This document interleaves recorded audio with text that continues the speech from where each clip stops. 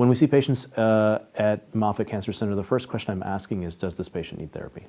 In other words, is this mantle cell lymphoma going to be one that I can watch and wait on safely? And some of the features of those patients, they're typically going to have limited nodal disease. I mean, they have some, but when we see it, the lymph nodes are in the range of 1 to 2 centimeters. By PET, we're seeing uptakes in the range of maybe 4 to 6. And the patient, importantly, is asymptomatic. Blood counts are more or less normal. We're not seeing heavy GI involvement, GI bleeding, anything along those lines. And so this is a kind of patient where I can say, hey, you know, what is the advantage in treating you now versus waiting? And so that I'm going to put in the indolent category. The other more classical indolent mantle cell lymphoma are going to be those patients who present with almost like a CLL-like picture, right? Circulating disease with limited to no nodal involvement, maybe modest splenomegaly, call it 13, 14 centimeters in terms of splenic volume.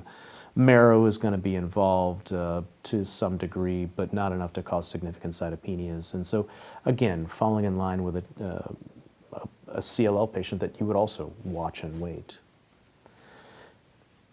Moving from that category into those that we need to treat. And, you know, I think this is an evolving area when we talk about frontline therapy. But I think by that, what I'm really trying to say is who needs chemotherapy? And whom can we approach with a targeted agent? I think when you see the very elderly patient who's not going to tolerate chemotherapy, that gets a little bit easier. You know, and now you're talking about bringing your novel agents forward, and that could include Revlimid, that could include ibrutinib, that could include acalabrutinib. We do try to get rituximab with these agents. I do think that there's good data for Revlimid and rituximab. I think there is good data from Michael Wong and his colleagues with ibrutinib and rituximab, and I'm sure that there's data that will be forthcoming with acalabrutinib and rituximab. The important thing to stress, though, is that ibrutinib, rituximab, and acalabrutinib, I should say, were both studied in patients with relapsed mantle cell lymphoma. However, for the patient who's older, who has more in the way of comorbid conditions, where we are worried, for example, they would be a poor candidate for Revlimid. Good example, someone may have a platelet count of 15 by virtue of massive splenomegaly or something along those lines. You know, it's not to say that ibrutinib is going to be easy, but Revlimid may be tougher in that patient. And there are other scenarios too. I mean, you do need, ideally, to administer thrombosis prophylaxis. And I use the term need loosely. I think we don't have a randomized trial to say that, you know, the anticoagulation is necessary, but we did see some thrombotic events on the phase 2 trial that we did with Revlimid and rituximab and mantle cell lymphoma. And so it is my practice to give aspirin or Xarelto or something along those lines if need be. But again, coming back to this patient who may be elderly, may be more frail, may be prone to falls, these kinds of things, now you're at the bedside trying to decide, do I do an ibrutinib or an acalabrutinib with the risk of potential risk of at least contusion or bruising in the setting of falls. We don't tend to see a lot of severe bleeds with ibrutinib or acalabrutinib.